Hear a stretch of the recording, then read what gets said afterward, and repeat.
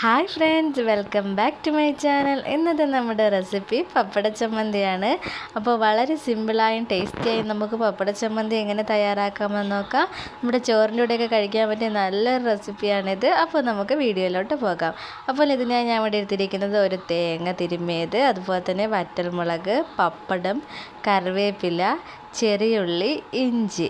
ഇനി നമുക്ക് ഈ പപ്പടത്തിന് ചെറിയ കഷ്ണങ്ങളായി ഇതുപോലെ ഒന്ന് കട്ട് ചെയ്തെടുക്കണം.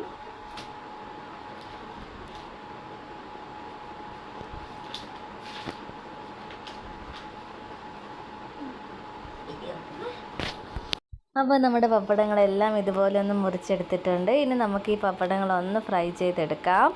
അപ്പോൾ നമുക്കതിനായി ഒരു ചട്ടി വെച്ച് കൊടുക്കാം.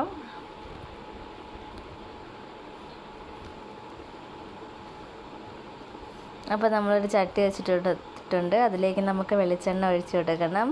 അപ്പോൾ വെളിച്ചെണ്ണ ഒന്ന് ചൂടായി വന്നിട്ടുണ്ട്. ഇനി നമുക്ക് അതിലേക്ക് നമ്മൾ കട്ട് ചെയ്ത് വെച്ചേക്കുന്ന പപ്പടങ്ങൾ ഇട്ട് കൊടുക്കാം.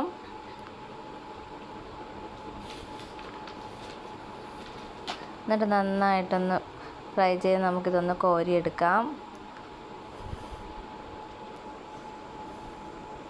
ഇനി നമുക്ക് ഈ എണ്ണയിലോട്ട് തന്നെ നമ്മൾ എടുത്ത് വെച്ചിരിക്കുന്ന ചെറിയുള്ളി ചേർത്ത് കൊടുക്കാം.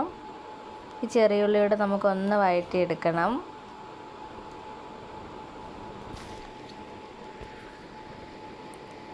അപ്പോൾ നമ്മുടെ ചെറിയുള്ളി ഒന്ന് വഴണ്ട് വരുമ്പോൾ നമുക്കിതിലേക്ക് നമ്മൾ എടുത്ത് വെച്ചിരിക്കുന്ന വറ്റൽമുളക് കൂടെ ചേർത്ത് കൊടുക്കാം.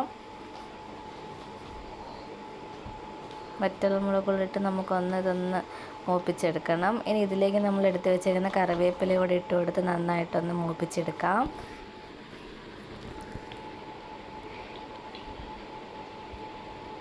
ഇത് ചെറുതായിട്ടൊന്ന് വഴണ്ട് വരുമ്പോൾ നമുക്കിതൊന്ന് കോരിയെടുക്കണം.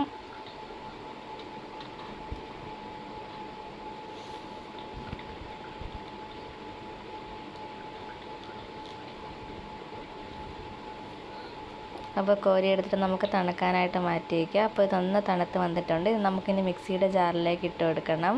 പിന്നെ നമ്മൾ എടുത്ത് വെച്ചേക്കുന്ന ഇഞ്ചിയുടെ കഷ്ണങ്ങളും ഇട്ട് കൊടുക്കാം. അതുപോലെ തന്നെ നമ്മുടെ തേങ്ങയും കൂടി ഇതിലേക്കൊന്ന് ഇട്ട് കൊടുക്കണം. ഇനി നമുക്കിതിലേക്ക് വേണ്ടത് ഒരു സ്പൂൺ മുളക് പൊടിയാണ്.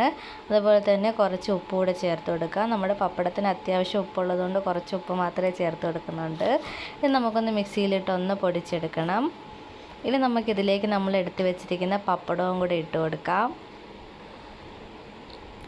പപ്പടവും കൂടി ഇട്ട് കൊടുത്ത് ഒന്നും കൂടി നമുക്കൊന്ന് പൊടിച്ചെടുക്കാം.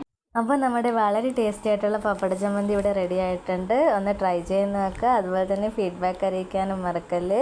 അതുപോലെ തന്നെ എൻ്റെ ചാനൽ ഇഷ്ടപ്പെട്ടാൽ ഒന്ന് സബ്സ്ക്രൈബ് ചെയ്യുക, ലൈക്ക് ചെയ്യുക, ഷെയർ ചെയ്യുക. ഇതുപോലുള്ള ഈസി റെസിപ്പിയുമായി ഇനി കാണുന്നത് വരെ ബൈ. Thanks for watching.